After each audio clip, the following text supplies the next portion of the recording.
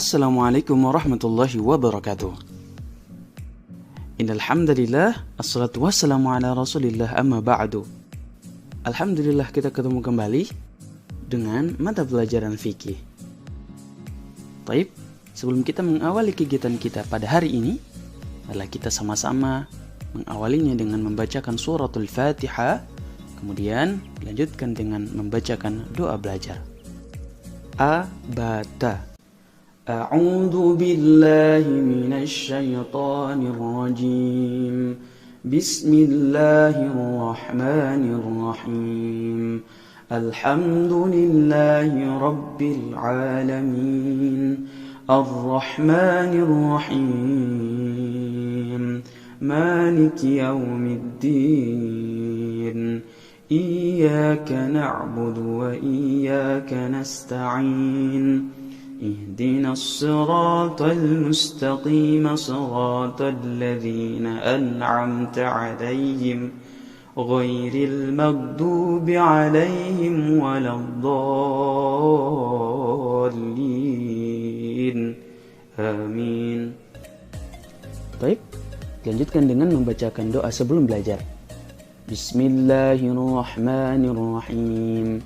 Raditu billahi rabba وبالإسلام دينا وبمحمد نبيا ورسولا رب زدني علما وارزقني فهما بسم الله الرحمن الرحيم اللهم فقهني في الدين وعلمني التأويل آمين.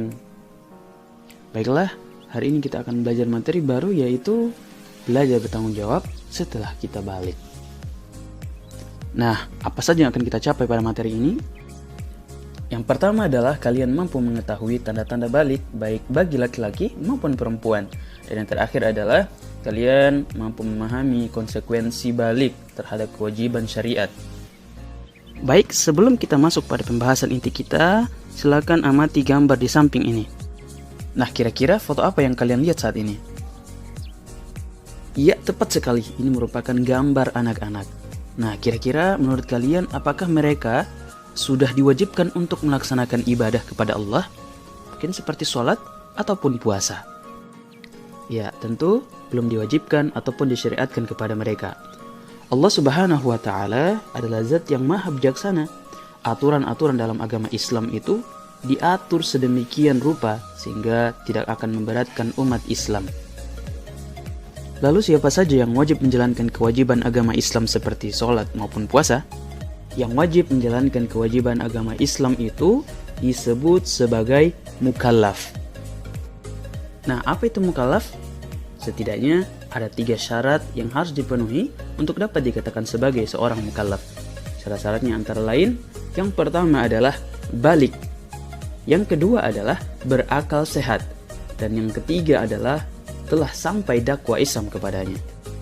Oleh karena itu, seorang anak kecil dan orang gila belum memiliki kewajiban untuk menjalankan kewajiban agama. Hal ini sesuai dengan sabda Nabi SAW, telah diangkat pena dari 3 golongan. Dari orang gila sampai ia sadar, dari orang tidur hingga ia bangun, dan dari anak kecil hingga ia balik. Hadis riwayat Darimi. Maksud dari kata diangkat pena pada hadis tersebut adalah tidak diwajibkan melaksanakan ibadah dan tidak dicatat dosanya. Yang pertama, tidak diwajibkan melaksanakan ibadah. Artinya, orang gila akan diwajibkan melaksanakan ibadah setelah ia sadar, dan anak-anak akan diwajibkan melaksanakan ibadah jika ia sudah balik. Yang kedua, tidak dicatat dosanya. Artinya adalah seorang anak yang belum balik dan orang gila yang belum sadar tidak akan dicatat dosa mereka, meskipun mereka melakukan dosa. Akan tetapi, ketika orang gila sudah sadar dan anak-anak sudah balik, maka malaikat atid mulai bertugas untuk mencatat dosa-dosa mereka. Oleh karena itu, menjadi balik adalah sebuah anugerah sekaligus ujian yang sangat besar dari Allah Subhanahu wa Ta'ala. Karena sejak terhitung balik, maka ketaatan dan keistiqomahan kita akan mulai diuji oleh Allah. Nah, apa itu balik dan bagaimana tanda-tandanya? Hal itu yang akan kita bahas bersama pada pembahasan berikutnya. Yang pertama adalah tanda-tanda balik. Apa itu balik? Balik secara bahasa berasal dari kata balagho yang artinya sampai. Secara istilah, balik artinya telah sampai usia seseorang pada kedewasaan. Jadi, seseorang yang sudah balik dianggap sudah cukup dewasa untuk berpikir dan bertindak. Oleh karenanya, balik dijadikan titik awal dalam pelaksanaan kewajiban-kewajiban syariat. Lalu apa saja tanda-tanda balik antara laki-laki dan perempuan? Yang pertama, haid untuk anak perempuan yang berusia minimal 9 tahun. Yang kedua, ihtilam atau mimpi basah untuk anak laki-laki yang berusia minimal 9 tahun. Dan yang ketiga, telah mencapai usia 15 tahun meskipun belum mengalami haid ataupun ihtilam. Nah, dikhususkan pada poin ketiga, maka disimpulkan bahwa setiap orang, baik laki-laki maupun perempuan, pasti akan mengalami masa balik, meskipun tidak diawali dengan haid ataupun ihtilam. Ya, selanjutnya tentang haid. Nah, sebagaimana telah kita tahu bahwa salah satu tanda balik bagi perempuan adalah haid. Nah, apa itu haid? Secara bahasa, haid artinya aliran atau sesuatu yang mengalir. Sedangkan menurut istilah, haid adalah darah yang keluar dari rahim seorang wanita pada waktu-waktu tertentu yang bukan karena disebabkan oleh suatu penyakit ataupun karena melahirkan. Nah, selanjutnya hal-hal yang dilarang bagi perempuan yang sedang haid. Perlu kita ketahui bahwa seorang wanita yang sedang haid dikatakan berhadas besar. Oleh karena itu, wanita yang sedang haid dilarang untuk mengerjakan beberapa ibadah. Larangan yang pertama adalah sholat. Kemudian yang kedua, larangan berpuasa. Nah, meskipun wanita yang sedang haid dilarang puasa, namun ia diwajibkan untuk mengqadha atau mengganti puasa wajib yang ia telah tinggalkan pada hari-hari lainnya. Kemudian larangan ketiga adalah tawaf ataupun mengelilingi Ka'bah.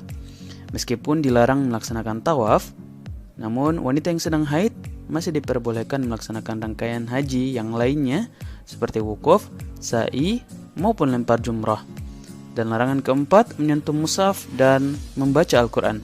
Dan larangan yang terakhir adalah i'tikaf atau berdiam diri di masjid. Selanjutnya tanda balik bagi laki-laki yaitu mimpi basah atau ihtilam. Perlu kita ketahui bahwa terjadinya mimpi basah ketika seorang laki-laki tidur kemudian saat bangun sudah mengeluarkan mani atau sperma. Ihtilam ini merupakan tanda-tanda balik bagi laki-laki. Jadi, laki-laki yang sudah mengalami ihtilam, maka baginya dibebani kewajiban agama jika ia berakal sehat dan telah sampai dakwah Islam kepadanya. Dan perlu kita ketahui bahwa ihtilam merupakan sebuah hadas besar. Jadi, orang yang masih mempunyai hadas besar disebabkan ihtilam atau mimpi basah disebut sebagai junub.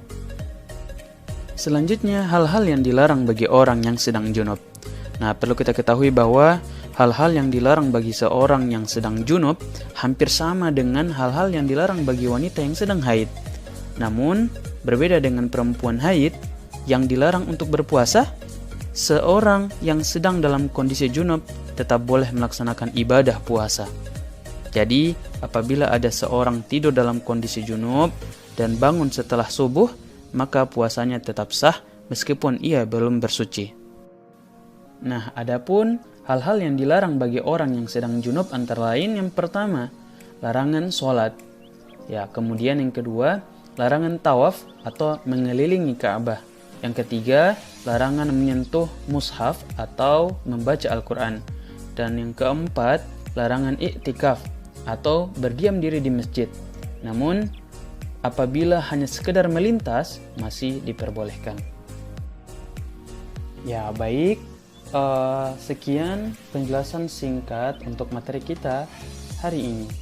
Ya, alhamdulillah, malah sama-sama kita tutup pembelajaran kita pada hari ini dengan membaca hamdalah dan doa kafaratul majelis bersama-sama. Alhamdulillahirabbil alamin. Subhanaka Allahumma rabbana wa bihamdika asyhadu an la ilaha illa anta astaghfiruka wa atubu ilaik. Syukran ala ikhtimamikum. Assalamualaikum warahmatullahi wabarakatuh.